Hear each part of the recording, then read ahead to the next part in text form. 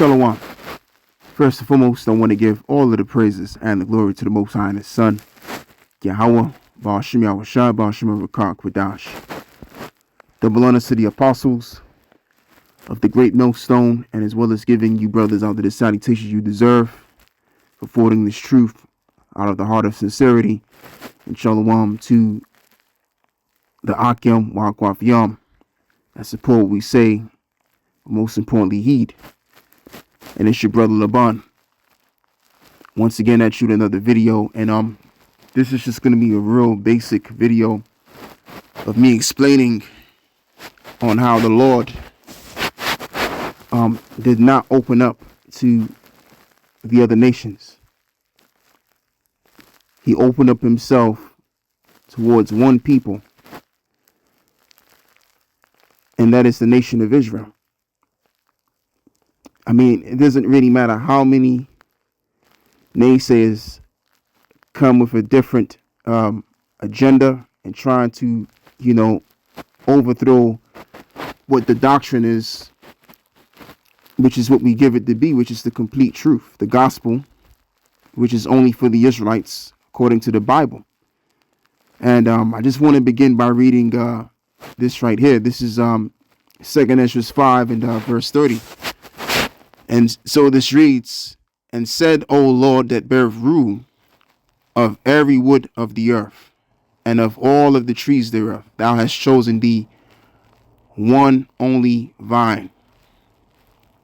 And of all of the lands of the whole world, thou hast chosen thee one pit, of all the flowers thereof one lily." So in verse 23,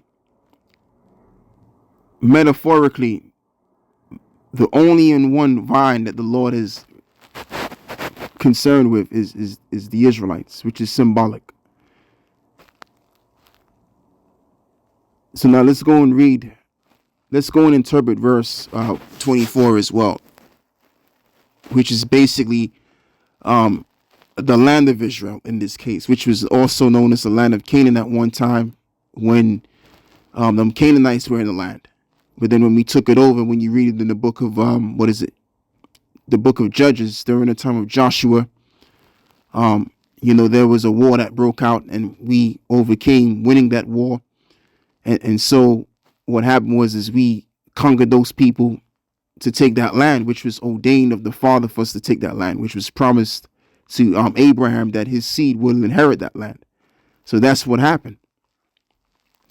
So as it reads, "And of all of the lands of the whole world, thou hast chosen thee one pit, and of all of the flowers thereof one lily, and of all of the depths of the sea, thou hast filled thee one river, which is the river Jordan, and of all builded cities thou hast hollowed Zion unto thyself, and of all of the fowls that are created, thou hast named thee one dove, and of all of the cattle that are made, thou hast provided thee one sheep." So out of all of the cattle that the Lord has created, the favorite of the cattle that the Lord has created is the sheep. All right. And that's why he likened us as what? The lost sheep of the house of Israel. When you read it in the book of Matthew chapter 10, when Yahawah said, "Go not into any of the cities of the Gentiles or the Samaritans and see ye not, but go rather to the lost sheep of the house of Israel, and go preach unto them, saying that what? The kingdom of heaven is at hand." Because that's who the kingdom of heaven is only for. Verse 27, "And among all the multitude of the people, thou hast gotten thee one people, and unto this people whom thou lovest, thou gavest a law that is approved of all." And how did he do that? Through Moses. When Moses was in Mount Sinai, he was there to collect the laws and the statutes and the commandments, and as well as the books, so that the Israelites can read these things and apply it.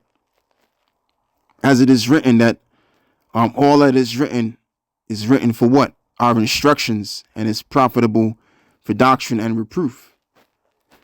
Especially to us on this side of the spectrum in this time that we're living in. Everything that we read in the scriptures is for our benefit Okay, and including our historical accounts as well. So now what I want to do is I want to go read another precept, and we're gonna get the book of Deuteronomy chapter 7 and verse 6. For thou art holy people unto the Lord thy power, and the Lord thy power have chosen thee to be a special people unto himself above all people that are upon the face of the earth. So this is in the second book of the law, when Moses was on the scene. And Moses was that vessel or the leader of the nation. And through him, that's who the Lord was working with. All right. So when Moses spake these words, and I mean, obviously, when the prophets speak, it's really the Lord that's speaking through the prophets. So whenever they go to their people, whether it's a prophecy they give or whether it's words which is of the Lord that they give unto the people. And Moses was basically an ambassador or representative of the Lord towards the Israelites. And all of these words that he spoke, I mean, come on, he didn't speak to the world. He spoke to one people. But the issue is with these Christians is that they grab at the New Testament and they think to believe that the Old Testament was only that the Israelites were the chosen. But now when the Messiah's come on the scene, he's pretty much opened up to all of us now. That argument right there has already been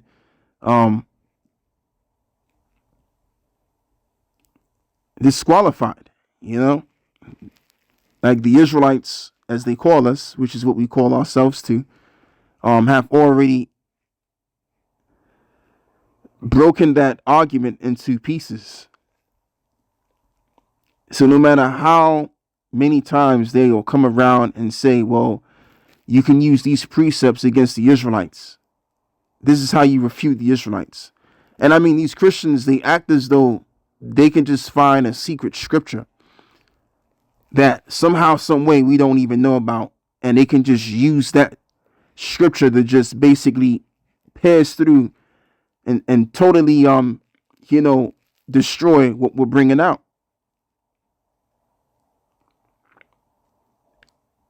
And whether they know it or not, we know all of the scriptures, man. We know all of the scriptures in the Old and as well as the New Testament. So there's no scripture that they can use to establish themselves with against our doctrine, which is the doctrine of the truth. And in this case, the truth is that the Lord is only concerned with his people.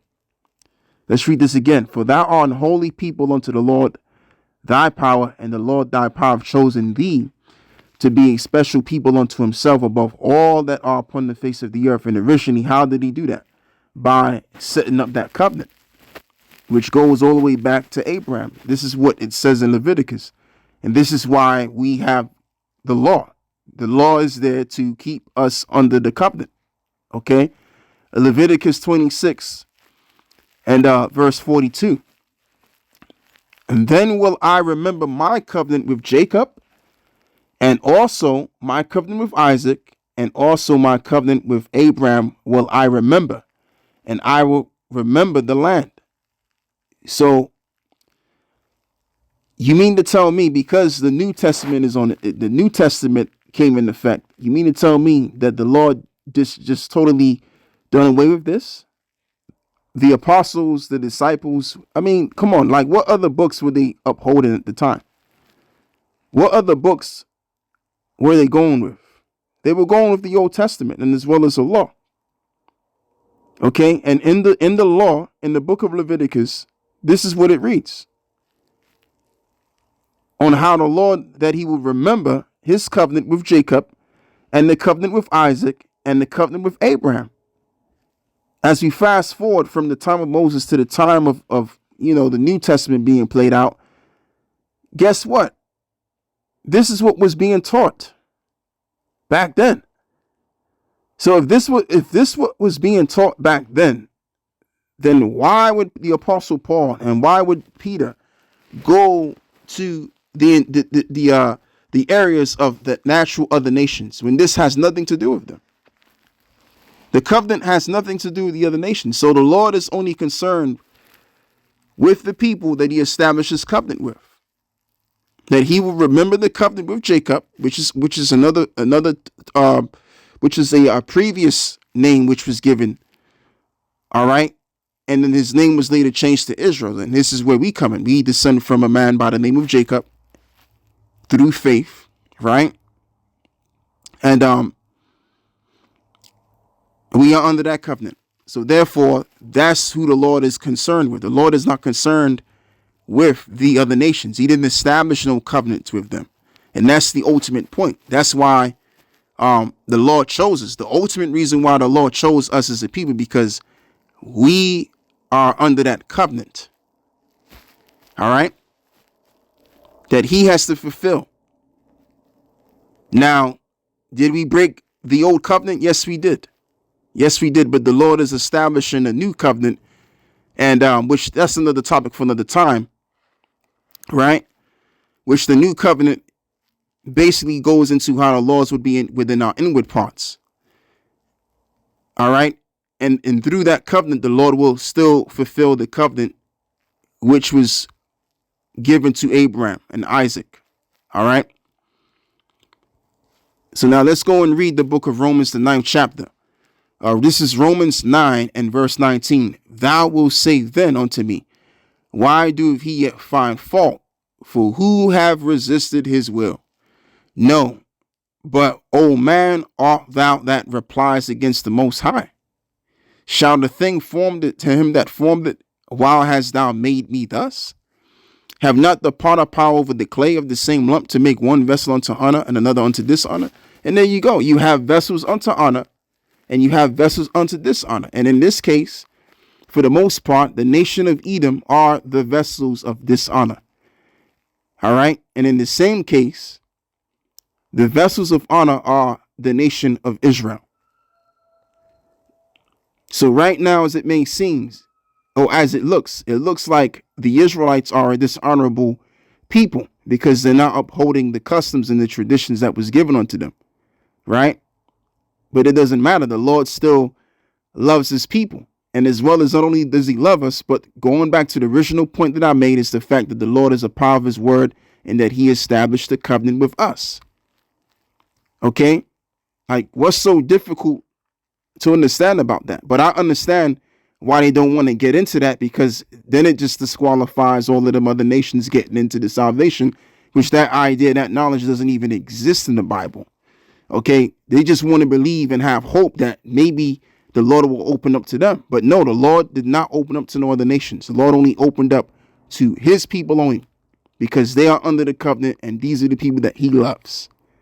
All right. And that's all I'm going to basically bring out for today. Basically letting it be known that the Lord is only dealing with one people.